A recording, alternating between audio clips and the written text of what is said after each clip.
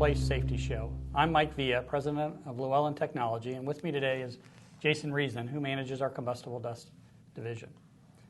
In previous shows, we've talked about a variety of topics. One of the common questions that we get from you all as viewers is, I want to start a combustible dust program. Who do I go to? There's a variety of different sources. There's engineering firms, there's safety firms. Jason, why don't you give your perspective of if somebody's starting out and really wants to put in a proper safety program around combustible dust, who should they start with? They should really do a lot of research on the company that they pick to basically make sure that they understand the hazards associated with combustible dust. There's a lot of safety and health consultants out there who are great at safety, industrial hygiene, and everything else related to safety and health, but they don't understand the actual hazards of combustible dust. I've always said combustible dust is like a niche in safety and health. It's its own little thing because it just incorporates so many things in terms of safety standards, health standards, all different types of hazards. And so you need to make sure that they actually know and understand the hazards associated with combustible dust. So that is the key. Good. We've touched on a starting point in the past on a combustible dust program, the testing side. Maybe give your perspective on what's the right way to do that.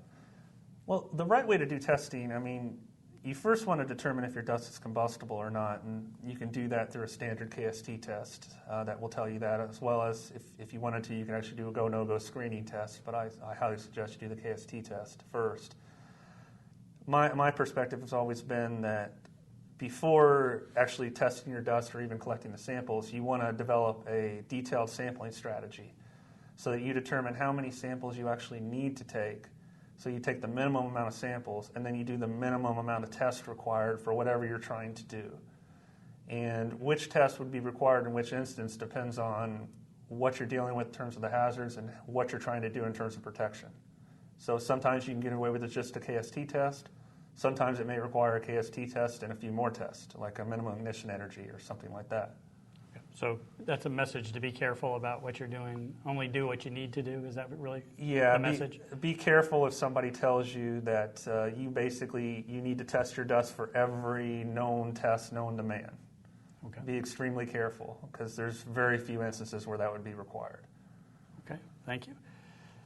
One of the things that we're seeing, the majority of our business right now is we are redoing or fixing previous systems that were put in place several years ago.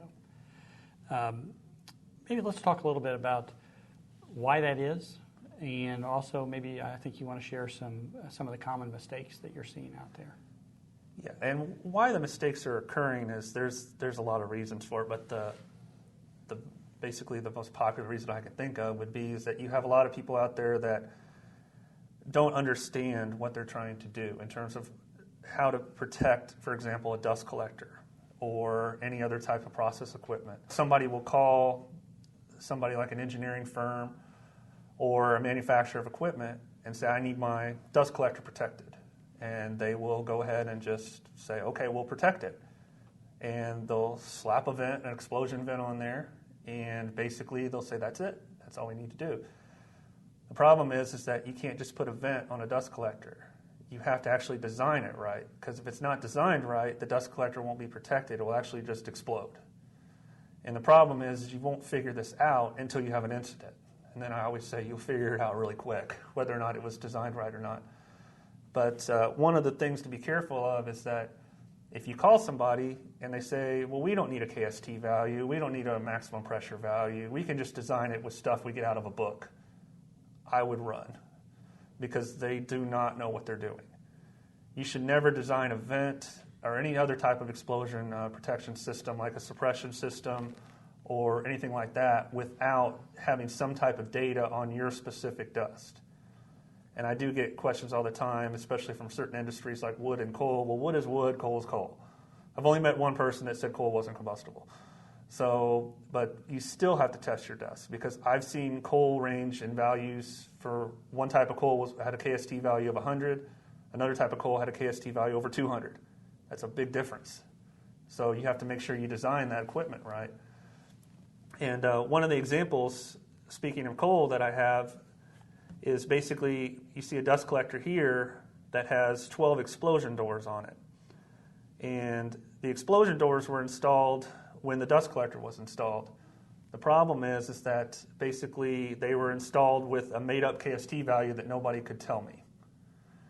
And the other thing is that you could see from the illustrations here that explosion doors have hinges on them, and it's those hinges that actually pop the doors and allow the actual combustion products to come out, the fireball to come out of the dust collector.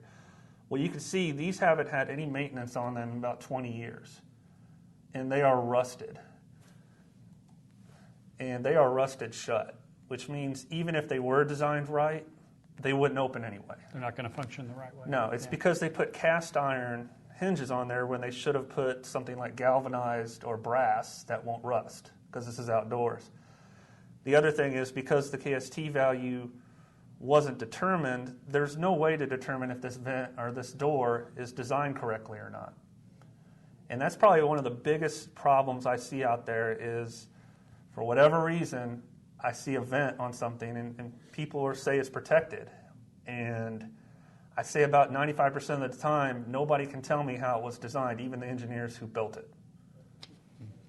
And so that's like the biggest problem I see out there right now. So number one would be the design, Yes. which sounds like what you're saying is that outside firms will create a system without really understanding the product that's going through the system. Yeah, and there's certain vendors out there that will use one size vent. All they have is one size vent, and they're always going to put that size vent on there. But if it's too small or too big, that's a problem.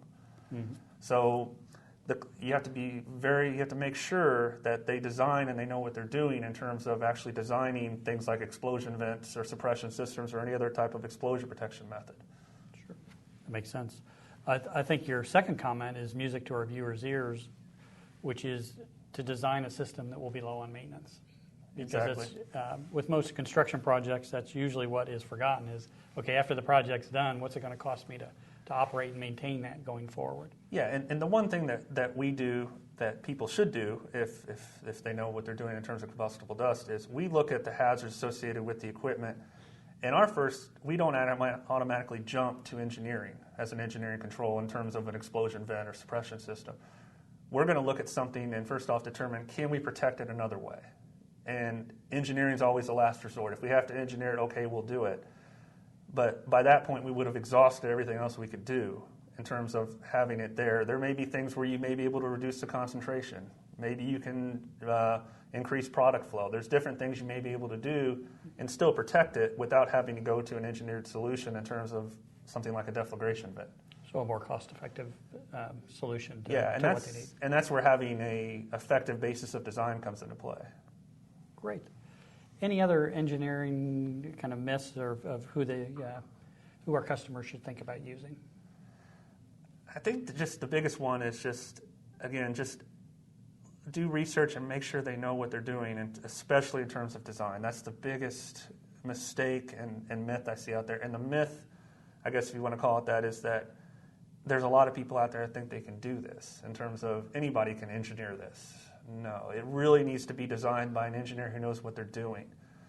For example, fire protection engineers. Mm-hmm. Or not all PEs can do this either. So just because you have a PE doesn't mean you be able to design this. They have to have experience with this. So, and that's the key. You just want to make sure you get somebody who knows how to design this and how to design it properly based off standards like NFPA 68, NFPA 69, local codes, things like that.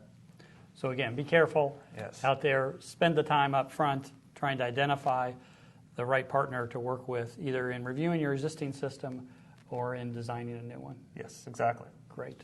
Well, Jason, thank you for sharing that with our viewers today. We appreciate you joining us. Please visit llewellyn.com to see any of the other safety video shows, and we will continue to put content out there and articles to really get around the myths, to help our viewers get around the myths of dealing with combustible dust. Thank you for joining us. Thank you.